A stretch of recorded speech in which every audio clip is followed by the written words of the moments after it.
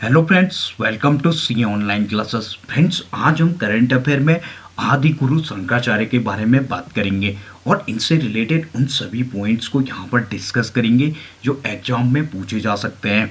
इसके साथ साथ यहाँ पर हम उत्तराखंड के बारे में भी बात करेंगे, क्योंकि हाल ही में उत्तराखंड के केदारनाथ में प्रधानमंत्री नरेंद्र मोदी जी के द्वारा आदि गुरु शंकराचार्य की 12 फुट की प्रतिमा का अनावरण किया गया, जिसकी वजह से आदि गुरु शंकराचार्य और केदारनाथ हाल ही में चर्चा में रहे हैं।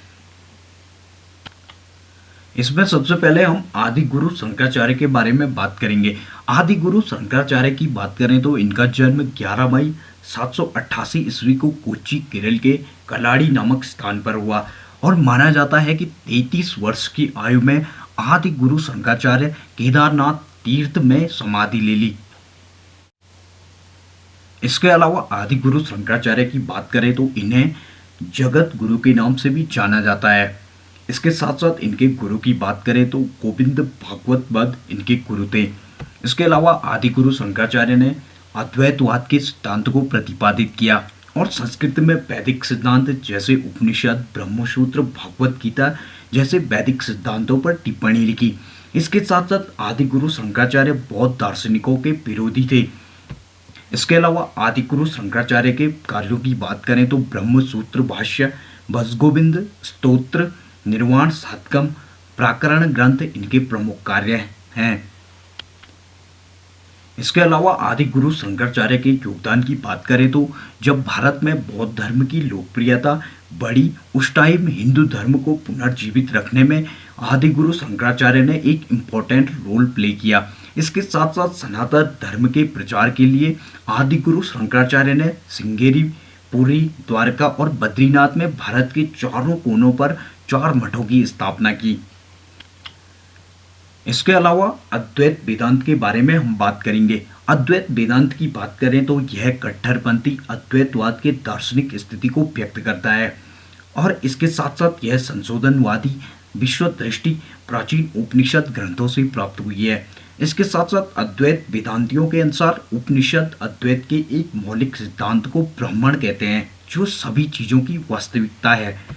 इसके साथ साथ अद्वैत ब्रह्म को पारलौकिक व्यक्तित्व और अनुभवजन्य बहुलता के रूप में मानते हैं। अद्वैत वेदांती यह स्थापित करना चाहते हैं कि स्वयं का यानी कि आत्मा का आवश्यक मूल ब्रह्म है। इसके अलावा अद्वैत वेदांत इस बात पर जोर देता है कि आत्मा शुद्ध अनैच्छिक चेतना अवस्था में होती है। अद्वैत एक क्षण रहित और अनंत अस्तित्ववादी है और संख्यात्मक रूप से ब्रह्म के समान है। नेक्स्ट हम उत्तराखंड के बारे में बात करेंगे। जैसे कि हम इंडिया के मैप में उत्तराखंड की लोकेशन को देख सकते हैं। उत्तराखंड की लोकेशन की बात करें तो उत्तराखंड के नॉर्थ वेस्ट में हिमाचल प्रदेश, साउथ वेस्ट में उत्तर प्रदेश, साउथ ईस्ट में नेपाल और नॉर्थ ईस्ट में तिब्बत चाइना स्थित है। इसके साथ साथ यहाँ पर हम उत्तराखंड के मैप को भी देख सकते हैं और इसमें उत्तराखंड के 13 डिस्ट्रिक्टों को दिखाया गया है, जिसमें उत्तरकाशी हो गया, देहरादून, हरिद्वार, पौड़ी गढ़वाल, टिहरी, रुद्रप्रयाग, चमोली, पिथौरागढ़, बागेश्वर, अल्मोड़ा, नैनीताल, उधम सिंह नगर और चंपावत को यहाँ पर उत्तराखंड के मैप में दिखाया गया है। उत्तराखंड की बात करें तो इसकी कैपिटल देहरादून है और उत्तराखंड हर साल 9 नवंबर को अपना स्थापना दिवस मनाता है। इसके साथ साथ उत्तराखंड का जो उच्च न्यायालय है वो नैनीताल में है। और उत्तराखंड के क्षेत्रफल की बात करें तो उत्तराखंड का क्षेत्रफल 53,483 वर्ग किलोमीटर है। इसके अलावा उत्तराखंड में मुख्यमंत्री की बात करें तो यहाँ पर पहले मुख्यमंत्री नित्यानंद स्वामी जी थे। इसके साथ साथ यहाँ पर वर्तमान मुख्यमंत्री पुष्कर सिंह धामी जी हैं। इसके अलावा राज्यपाल की बात करें तो पहले राज्यपाल उत्तराखंड में सुरजीत सिंह बरनाला थे और वर्तमान में राज्यपाल गुरमीत सिंह हैं। इसके साथ साथ यहाँ पर राजकीय भाषा की बात करें तो उत्तराखंड की राजकीय भाषा हिंदी है। राजकीय पशु कस्तूरी मृग है। इसके साथ साथ राजकीय वृक्ष की बात करें तो बुरांस, राजकीय पुष्प ब्रह्मकमल और राजकीय पक्षी मोनाल है। इसके अलावा उत्तराखंड में 13 जिले हैं। इसके साथ साथ लोकसभा सीटों की बात करें तो उत्तराखंड में 5 लोकसभा सीटें हैं, जबकि राज्यसभा सीटें यहाँ पर 3 हैं। इसके साथ साथ विधानसभा सीटों की बात करें तो उत्तराखंड में 71 विधानसभा सीटें हैं। जिसमें से 70 निर्वाचित सीटें जबकि एक मनोनीत है। इसके अलावा उत्तराखंड की जनसंख्या की बात करें तो उत्तराखंड की जो जनसंख्या है वो लगभग 1 करोड़ है। इसके अलावा लिंगानुपात यहाँ पर 963 है, यानी कि 1000 पुरुषों पर 963 महिलाएं हैं। इसके साथ साथ साक्षरता की बात करें तो उत्तराखंड में 78.8% साक्षरता दर है। इसके अलावा उत्तराखंड के प्रमुख उद्योगों की बात करें तो उत्तराखंड के प्रमुख उद्योग जड़ी बूटी, खनन, पर्यटन और लाइमस्टोन है। इसके साथ साथ पर्यटन स्थलों की बात करें तो गंगोत्री, यमुनोत्री, बद्रीनाथ, केदारनाथ, जिन्हें 4 धामों के नाम से भी जाना जाता है, यहाँ पर पर्यटन स्थल हैं।